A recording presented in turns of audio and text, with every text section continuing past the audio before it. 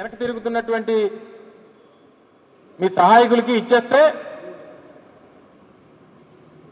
మరి ఇక్కడ ఉన్నటువంటి విలువైనటువంటి భూముల్ని కాపాడాల్సినటువంటి బాధ్యత ఉన్నటువంటి ప్రభుత్వమే ఈ రకమైనటువంటి కార్యక్రమాలు చేస్తూ ఉంటే ఒకరు 25,000 మందికి ఉద్యోగాలు ఇస్తారని, ఒకరు 15,000 మందికి ఉద్యోగాలు ఇస్తారని, ఒక 1,00,000 మందికి ఉద్యోగాలు ఇస్తారని చెప్పండి. 15 మాసాలు అయింది కదా, 15 మాసాల్లో ఏ ఒక్కరికన్నా విశాఖపట్నంలో మీ ఒక్క ఉద్యోగ అవకాశం అన్నా కల్పించారో చెప్పండి.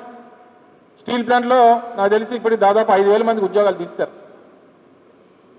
అనేక మంది రోడ్లు పడిపోయినటువంటి పరిస్థితులు ఉన్నాయి. ఒక సంస్థను తీసుకొని వచ్చాం ఈ సంవత్సరాల కాలంలో, ఈ సంవత్సరం ఈ 3 మాసాల్లో ఒక సంస్థను తీసుకొచ్చామని చెప్పమనండి.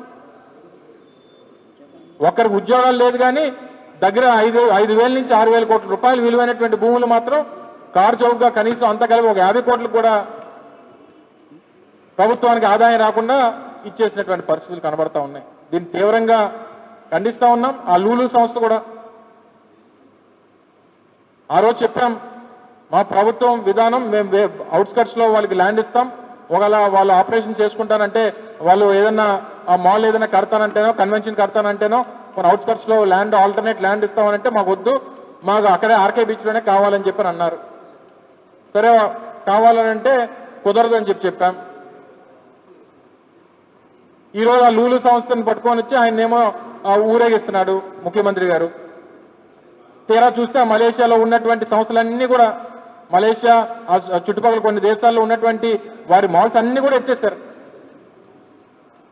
మీరు ఒకసారి గూగుల్ చేస్తే ఆ సంస్థ తాలూకా పరిస్థితులు ఇప్పుడు ఏంటో, వాటి పరిస్థితి ఏంటో, ఆ సంస్థకు ఉన్నటువంటి ప్రజెంట్ ఉన్నటువంటి ఫైనాన్షియల్ సిచ్యువేషన్స్ ఏంటో చూస్తే ఒకసారి తెలుస్తుంది.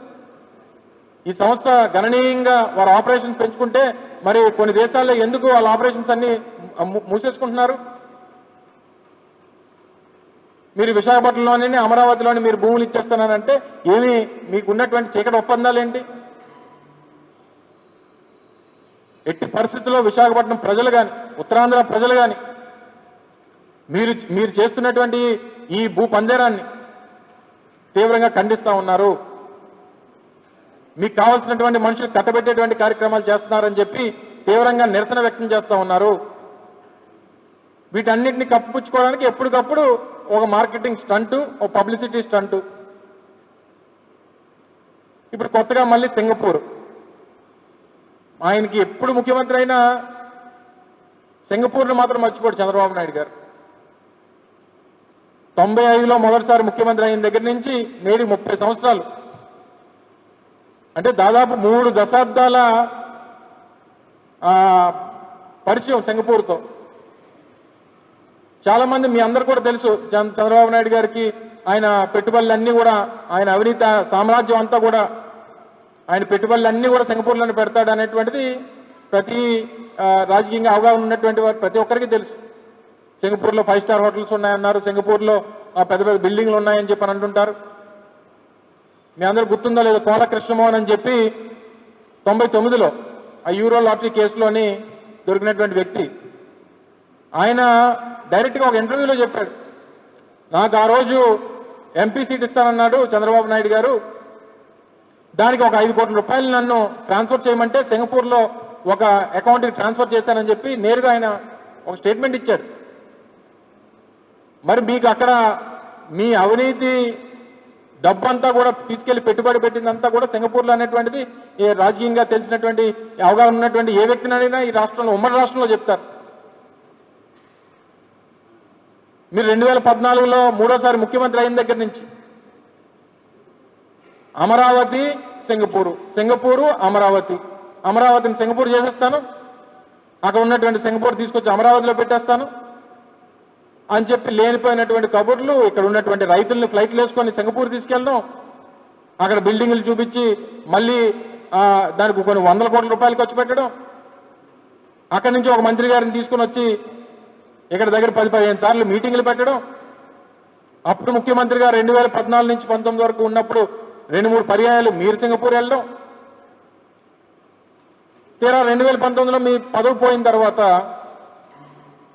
2023లో 22-23లో అనుకుంటా, మీరు ఎవరైతే ఆహో ఓహో అని చెప్పి కీర్తించినటువంటి ఆ సింగపూర్ మంత్రి ఈశ్వరన్ గారు, ఆయన్ని సింగపూర్లో ఉన్నటువంటి ఆ కరప్షన్ ఏజెన్సీస్ ఏవైతే ఉన్నాయో, ఈ కరప్షన్ ఎరాడికేట్ చేసేటువంటి ఏజెన్సీస్ ఏవైతే సింగపూర్ ప్రభుత్వంలో ఉన్నాయో, ఆ కరప్షన్ ఎలిగేషన్స్ లో ఆయన్ని దాదాపు సంవత్సరం ఎంతో జైల్లో పెట్టారు. ఎవరు? ఈ ముఖ్యమంత్రి, మన ముఖ్యమంత్రి చంద్రబాబు నాయుడు గారికి అత్యంత సన్నిహితుడు, ఈయన పార్ట్నర్గా పిలుచుకున్నటువంటి వారు. సింగపూర్ ఈశ్వరను, ఆంధ్ర చంద్రబాబు గారు ఇద్దరు కవల పిల్లలని చెప్పి తిరిగినటువంటి వారు. ఆయన్ని తీసుకుని వెళ్ళి సింగపూర్లో కరప్షన్ ఎలిగేషన్స్ మీద జైల్లో పెట్టారు. మనందరికీ తెలుసు, ఏషియాలో least corrupt practices, most transparent government ఏదన్నా ఉందనంటే సింగపూర్ గవర్నమెంట్. ఆ సింగపూర్ దేశం 1965లో వారికి స్వతంత్రం వచ్చిన తర్వాత బహుశా ఈ 60 సంవత్సరాల్లో అనేక సందర్భాల్లో ప్రపంచంలోనే అత్యంత లీస్ట్ కరప్ట్ ప్రాక్టీసెస్ ఉన్నటువంటి దేశాల్లో సింగపూర్ ఒకటి. ఏషియాలో అయితే నెంబర్ 1 సింగపూర్. అలాంటి సింగపూర్లో పనిచేసేటువంటి మంత్రి మన చంద్రబాబు నాయుడు గారికి అత్యంత సన్నిహితంగా ఉన్నటువంటి వ్యక్తి. మరి అంతమంది మంత్రులు ఉంటే ఏ మంత్రితోనే ఈయనకి సన్నిహిత్యం లేదు? ఎవరైతే అక్కడ అవినీతికి పాల్పడ్డాడో ఆ మంత్రితోనే ఈయనకి సంబంధాలు, ఆయనతో ఈయనకి లాలూచీలు. 60,000 కోట్ల రూపాయలు పెట్టుబడులు పెడతారని చెప్పి సింగపూర్ వాళ్ళు వచ్చి అమరావతిలో పెడతారని చెప్పి లేనిపోయినటువంటి హడావిడి. అన్ని డిజైన్లు సింగపూర్ వాళ్ళే చేస్తారు, అమరావతిని సింగపూర్ వాళ్ళే కడతారు, అమరావతి మరో సింగపూర్ అయిపోతుందని చెప్పి ఈ సింగపూర్ మళ్ళీ డెలిగేషన్ అంతటిని కూడా మళ్ళీ తండ్రి కొడుకులు ఇద్దరు వెళ్ళడం, అక్కడ పబ్లిసిటీ. ఈరోజు ఉదయం చూశాను, ఆయనకు వెల్కమ్ చేస్తూ ఆ కోలాటం ఆడుతుంటే ఆ కోలాటం మధ్యలో చంద్రబాబు నాయుడు గారు నిలబడ్డం, ఆ పాప కోలాటం ఆడుతున్న ఆడవాళ్ళందరూ మధ్యలో నించొని మధ్యలో ఈయన సిగ్గుపడ్డం. ఇవన్నీ కూడా చూసాం. ఈ పబ్లిసిటీ దేనికి, ఎవరి కోసం ఇదంతా? గడిచినటువంటి 3 దశాబ్దాలుగా, అంటే 95 నుంచి 2025 వరకు ఇది 4వసారి ముఖ్యమంత్రి చంద్రబాబు నాయుడు గారు. ఈ 4 పర్యాయాల్లో సింగపూర్ నుంచి మీరు తీసుకొచ్చినటువంటి పెట్టుబడులు ఏంటి? మీరు తీసుకొచ్చినటువంటి పెట్టుబడుల కన్నా మీరు ఇక్కడ సంపాదించినటువంటి అవినీతి డబ్బు తీసుకెళ్లి సింగపూర్లో పెట్టినటువంటి పెట్టుబడి ఎక్కువ నాకు తెలుసు. మళ్ళీ 6 రోజుల పాటు సింగపూరు మీరు దేనికి వెళ్ళారు? ఆ ములాఖాత్ అవ్వడానికి వెళ్ళారా ఈశ్వరన్ గారితో? అయ్యో ఏమైంది, ఎందుకు దొరికిపోయావు, ఎలా దొరికిపోయావు, ఎవరు పట్టుకున్నారు నిన్ను, నా పేరేమైనా చెప్పావా, ఇవన్నీ అడగడానికి వెళ్ళారా సింగపూరు? ఇంకా ఎంతకాలం అలా పబ్లిసిటీ మీద? లేకపోతే మొన్న మీ అచ్చెన్నాయుడు గారు చెప్పారు, ఈ సూపర్ 6 సూపర్ 7 అన్ని చేస్తాము, ఈ ఆడవాళ్ళకి ఇచ్చే 1500 మిగిలింది, ఇది చెయ్యాలంటే రాష్ట్రాన్ని అమ్మాలి అని చెప్పినట్టున్నారు మీ మంత్రి గారు. కొంపదీసి ఆంధ్రప్రదేశ్ ఏమన్నా అమ్మేయడానికి వెళ్ళావా సింగపూర్కి?